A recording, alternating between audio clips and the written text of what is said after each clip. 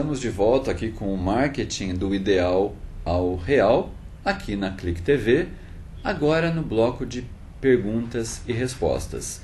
Você já sabe, se tiver alguma dúvida, escreva para a gente, marketing do ideal ao real, @cliquetv.com.br e vamos responder aqui as suas perguntas.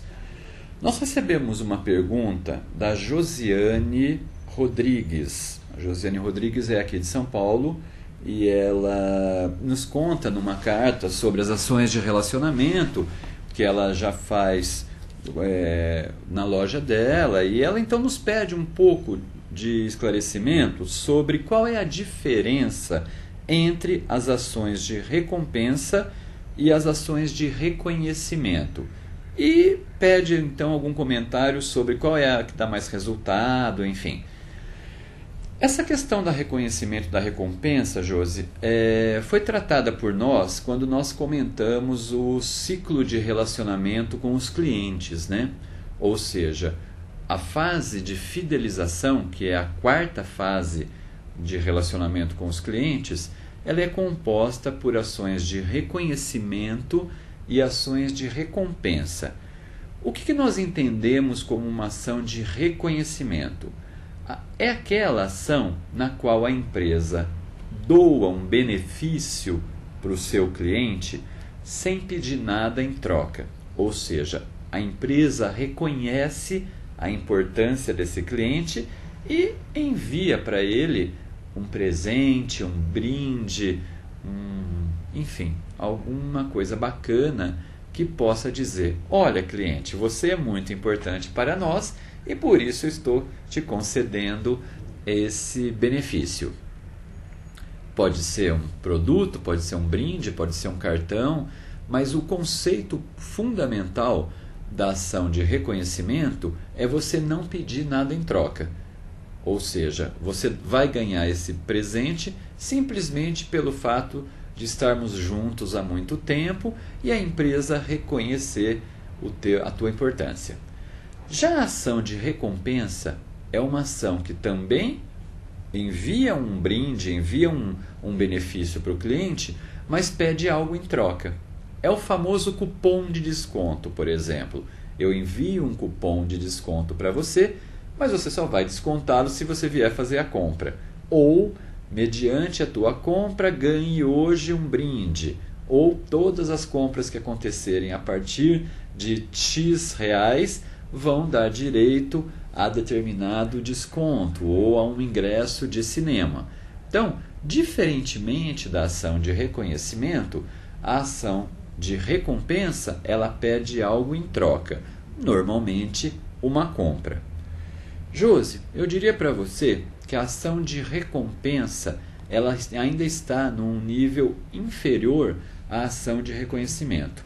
Ou seja, esta ação de reconhecimento é concedida aos clientes mais top, aos clientes que têm um pouco mais de longevidade com você, de valor de compra maior.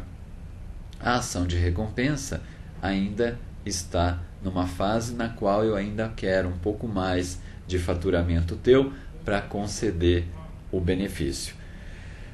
Qual é melhor, qual é pior?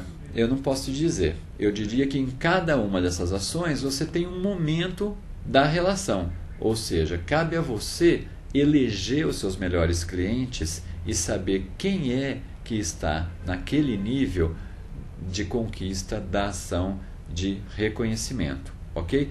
Cada uma dessas ações tem uma função específica dentro desse ciclo e você, melhor que ninguém, deve classificar esses clientes para receber cada uma das ações. Uma coisa é fato, ou seja, você precisa classificar os teus clientes basicamente por 3 referências. A referência da frequência de compra, ou seja, quais são os clientes que têm maior frequência de compra e os de maior frequência ganham um ponto maior. Quais são os clientes mais recentes nas compras? Então, quem comprou por último, quem comprou mais recentemente, também ganha um ponto maior. E o valor da compra. Quem são os clientes que mais compram de você? A pontuação sobre esses 3 critérios, Josi, vai te dar o ranking dos seus clientes. E talvez você possa atribuir ações de reconhecimento para os clientes que estão no topo desse ranking, enquanto que as ações de recompensa estão num segundo patamar nesse ranking, ok? Ou seja, o importante é ter um critério claro, um critério transparente para que você possa ir fidelizando e certificando esses clientes em relação a benefícios ofertados, ok? Espero ter te ajudado. Se tiver alguma outra dúvida, manda aqui pra gente, tá bom? Nós temos uma pergunta do Eduardo Sodré. O Eduardo Sodré também é aqui de São Paulo e ele nos pergunta: Fernando, como medir a frequência de compra dos meus clientes? A gente acabou de falar sobre a importância de se medir a frequência de compra dos clientes e a pergunta do Edu vai justamente nesse sentido. Frequência é o espaçamento da compra, né? Ou seja, muito provavelmente a tua frequência de compras em supermercado seja semanal, enquanto a tua frequência de compra de um imóvel seja de uma vez na vida. Ou seja, normalmente existem pesquisas que dizem que o brasileiro médio compra um imóvel ao longo da sua vida, o que significa que a frequência dele é única. Uma frequência de automóvel talvez seja de 5 a 7 anos, uma frequência de cigarro para os fumantes talvez seja uma frequência diária. Então, o que eu quero dizer com isso? Eu quero dizer que a frequência ela é muito particular em relação a determinado produto e mais ainda em relação a determinada marca. Você, Eduardo, precisa criar elementos que te possibilitem avaliar a frequência normal dos seus clientes, a frequência sem determinado estímulo, e depois poder comparar esses estímulos em relação à alteração dessa frequência. Ou seja, você não me diz aqui qual que é o teu negócio, qual que é em que setor você atua, mas deve ter aí um controle de emissão de notas, por exemplo, para perceber que determinado cliente consome diariamente ou semanalmente e a partir daí usar essas premissas no controle das tuas campanhas, ok? Frequência de compra tem a ver com isso, ou seja, você entender de quanto em quanto tempo o teu cliente compra de você e poder avaliar quais são as melhores frequências, qual é a média de frequência. Obviamente você tem alguns clientes com uma frequência menor e outros com uma frequência maior, mas adota a média, pega os 50 maiores clientes, os teus 50%, metade dos teus clientes devem ter aí uma frequência um pouco mais repetida. E a partir deles você define então essa frequência média, tá bom? Se você me contar com um pouco mais de detalhes qual é o teu segmento, talvez eu possa te ajudar com um pouco mais de propriedade, ok? Boa sorte, escreva para nós. Nós temos uma pergunta que vem do Recife, Pernambuco, e ela foi feita pela Ana Maria Dias de Souza. A Ana Maria comenta com a gente sobre as ações de fidelidade que ela já realiza. Ela tem uma farmácia em Recife e ela nos pergunta: Fernando, como pensar a fidelidade de um cliente cuja frequência de compra é esparsa? A gente acabou de comentar aqui sobre o caso do comprador de imóvel, né? E até do comprador de automóvel, que tem uma frequência esparsa, ou seja, ninguém compra um imóvel ou um carro toda semana. E aí ela nos pergunta como é que você interage com clientes que não têm tanta frequência. Olha, Ana, a ideia aqui é que essa interação aconteça também via comunicação. Ou seja, você não se relaciona, ou pelo menos não deveria se relacionar, apenas com os clientes que estão na tua loja. ou que procuram você.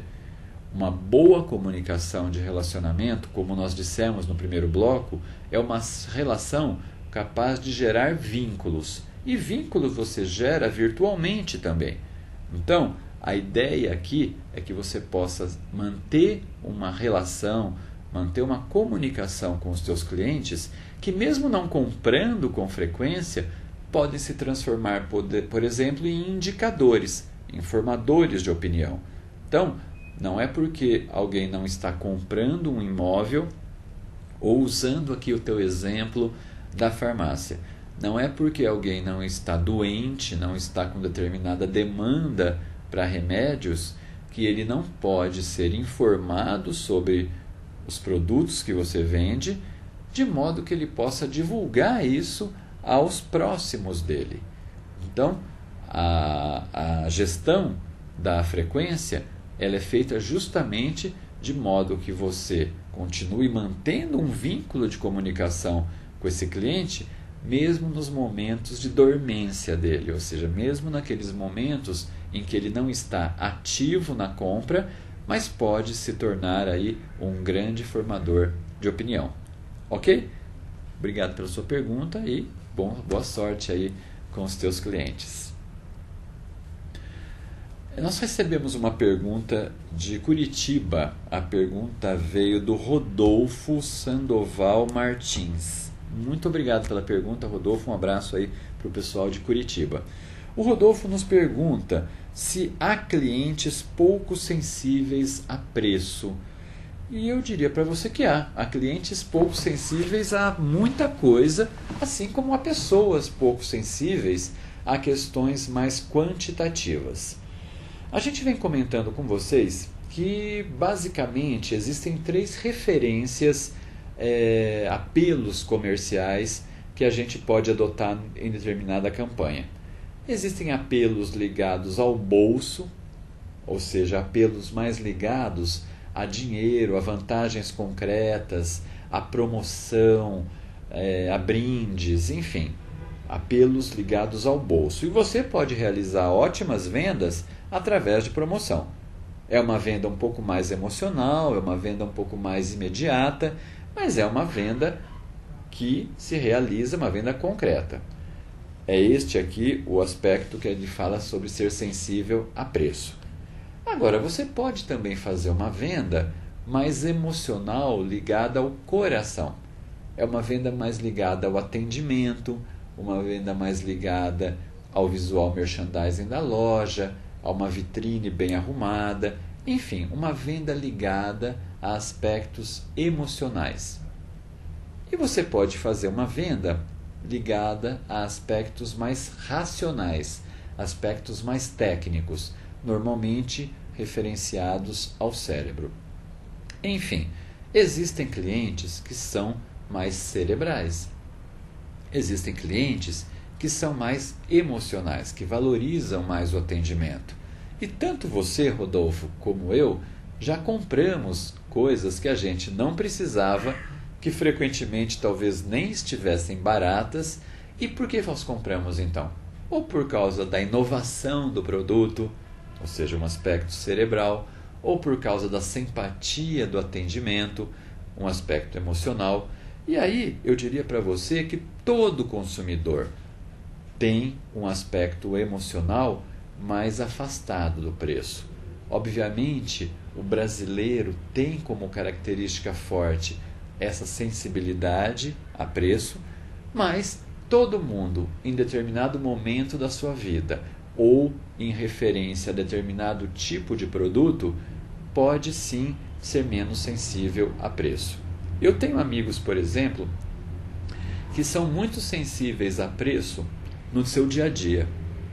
Nas compras de supermercado, buscam promoção, são capazes até de fazer a mesma compra em vários locais, pensando aí as melhores ofertas. Ou seja, se você observá-los no dia a dia, eles são clientes promocionais.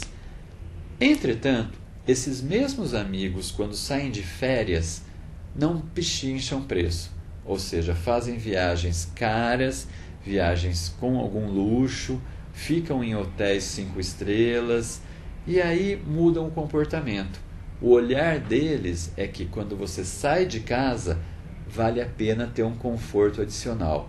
Já no dia a dia da rotina, talvez o aspecto promocional possa ser valorizado. Então, o ser humano é uma incógnita, né? O ser humano ele é complexo. Ele valoriza algumas questões ligadas a bolso, outras a coração e algumas outras a cérebro. E cabe a você, como empresário, entender o perfil desse seu cliente e se relacionar com ele de maneira efetiva. Ok? Obrigado pela pergunta. Até a próxima. Nós recebemos uma pergunta aqui engraçada. Aliás, a internauta, nossa colega internauta aqui, é muito engraçado. O nome dela é Jovira Silva e Santos. A Jovira é de Maceió e ela diz que gosta muito do programa, que já utilizou muitas coisas bacanas aqui do programa para fazer as vendas. Ela, pelo que eu entendi, ela é uma representante comercial e ela nos pergunta: Fernando, você acredita que as mulheres comprem mais que os homens? Olha, não sou eu que acredito, é o universo que diz, e as estatísticas também dizem que as mulheres compram sim mais que os homens. Isso se deve, Jovira, por vários aspectos. A começar pelo aspecto emocional da mulher, que em geral tem um perfil um pouco mais social, um pouco mais interativo, um pouco mais comunicador. Então, pela própria essência feminina, as mulheres estão mais voltadas à pesquisa, à sondagem, à investigação sobre oportunidades de compra e, consequentemente, fecham muito mais negócios do que os homens. Outro aspecto importante que dá à mulher esse papel de ser uma grande compradora é que hoje a mulher já ocupa boa parte da gestão domiciliar. Existem pesquisas que dizem, inclusive, que de cada 4 lares, 1 já é liderado por mulheres, o que dá a elas um poder de compra muito grande. Nos outros 3 lares, no qual você ainda tem um parceiro ou outras pessoas gerando renda, a mulher acaba sendo responsável pelas compras domésticas. Então, há pesquisas que dizem que 70% do orçamento de consumo é gerenciado pelas mulheres, ou comprando para si próprias, ou comprando para sua família, ou para os seus lares.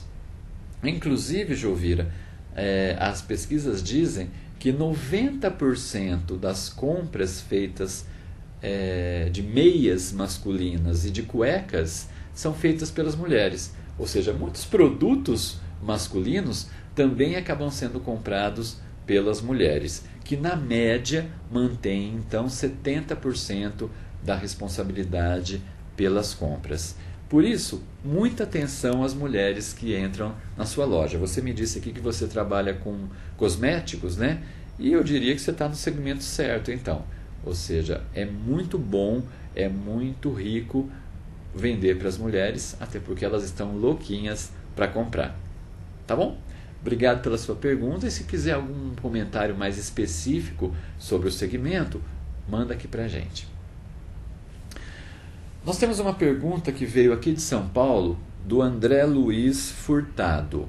O André Luiz nos pergunta qual é a primeira preocupação de uma empresa na criação de um site. Essa pergunta ela é muito bem-vinda porque a gente percebe uma ansiedade das empresas na criação de sites, né? Ou seja, ouviu-se falar que é importante ter um site, porque a comunicação digital é uma tendência que veio para ficar, e o site dá credibilidade para a empresa. E eu tenho percebido muitas empresas investindo muito dinheiro na produção de um site que muitas vezes não deixa muito claro a que veio.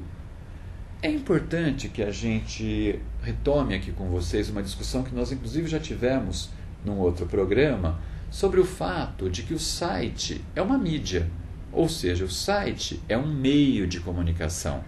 Ele em si não é a mensagem. mas ele veicula, ele transmite mensagens para o seu público-alvo. Então, a primeira coisa que você tem que discutir, a primeira referência a ser refletida, é a referência sobre o teu público-alvo.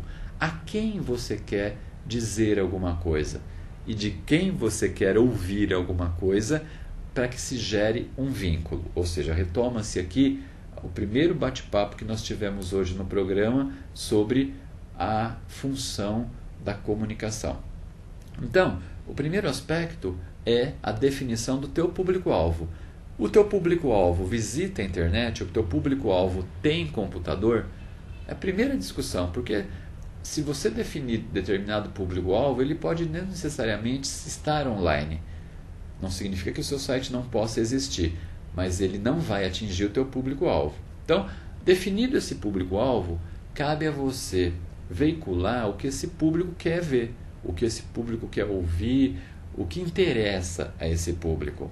E começar a gerar conteúdo no site de modo que esse site permita a interação. Pessoal, sites hoje em dia significam interação. É a capacidade que a tua empresa tem de atrair visitantes e permitir com que esses visitantes deixem dados ali, interajam com você através de um cadastramento, através de uma pergunta e resposta, através de um quiz, de jogos, enfim, de aspectos lúdicos que o teu site seja capaz de agregar. Um site interativo é rico em possibilidades não só de captura de clientes, mas sobretudo de fidelização, ok? Por isso, antes então de começar a investir em sites, em programação, faça esse questionamento sobre quem é o teu público e o que ele gostaria de receber. O site, ele é dinâmico, ou seja, uma das grandes propriedades do site é a capacidade que nós temos de trocar informação a todo momento. Então, um outro aspecto importante na hora de se planejar o site é a sua capacidade, o seu fôlego em manter o conteúdo desse site atualizado, ou seja, de gerar notícias, de gerar evoluções, de mostrar que a tua empresa é uma empresa dinâmica. Por isso, muitos sites já contemplam não só uma área mais institucional, na qual estão contidas as informações genuínas, as informações básicas da tua empresa, como também existe uma outra parte dedicada a um blog. O que é o blog? O blog é aquela parte mais comunicativa, participativa, na qual todo mundo pode publicar um artigo, fazer uma intervenção, enfim, gerar conteúdos com um pouco mais de frequência. Então, essa também é uma preocupação importante na hora do planejamento do site. Ok? Espero que eu tenha te ajudado. Se tiver mais alguma dúvida, escreva aqui para nós. Pessoal, nosso programa já está terminando. A gente agradece mais uma vez a participação de todos vocês. Se tiverem dúvidas, sugestões, comentários, escreva aqui para a gente. Marketing do ideal ao real @clicktv.com.br, ou então também participe no nosso Facebook e no nosso Twitter. Obrigado pela sua atenção, uma ótima semana e eu espero vocês aqui na Click TV quarta-feira que vem ao meio-dia. Um abraço e até lá.